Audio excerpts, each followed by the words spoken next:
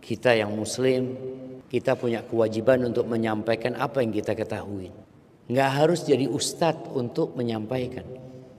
Anak kemarin membaca surat Al-Ahqaf ya, cerita jin yang masuk Islam. Jin itu dengar Quran sekali nih dengar. Dia dengerin ya. Dia pulang ke kaumnya sudah berdakwah. Mengajak kaumnya itu untuk beriman gitu. Mental ini yang kurang di kita. Kita sudah sering dengarkan kajian ya. Tapi kita banyak membiarkan kemungkaran terjadi di masyarakat. Ada istilah nafsi-nafsi, tidak usah ngurusin wong.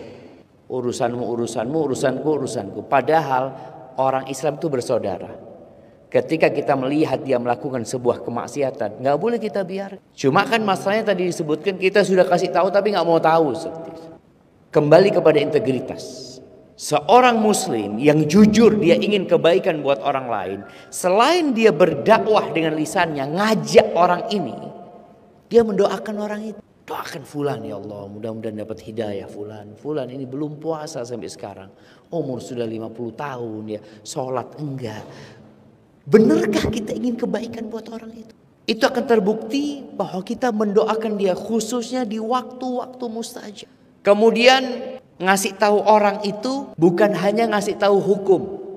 Banyak orang yang sudah tahu hukum, nggak perlu dikasih tahu hukum. Dia tahu ini halal, ini haram ya. Dia tahu ini wajib, ini nggak apa-apa. Dia tahu hal itu. Tapi yang jadi masalah imannya lemah, hatinya penuh dengan dosa. Bagaimana sekarang membuat hati dia bersih, lembut supaya bisa menerima nasihat. Umar bin Khattab radhiyallahu anhu itu bagaimana dia benci sama Islam gitu. Tapi Nabi mendoakan dia supaya hatinya jadi bersih gitu. Lembut dan masuk Islam akhirnya Umar bin Khattab radhiyallahu taala anhu wa anis sahabat ajma'in. Jadi kita terus berusaha ngasih tahu orang itu mungkin dengan cara kita mendoakan atau kita ajak dia ziarah kubur ya. Ini termasuk yang melembutkan hati orang itu.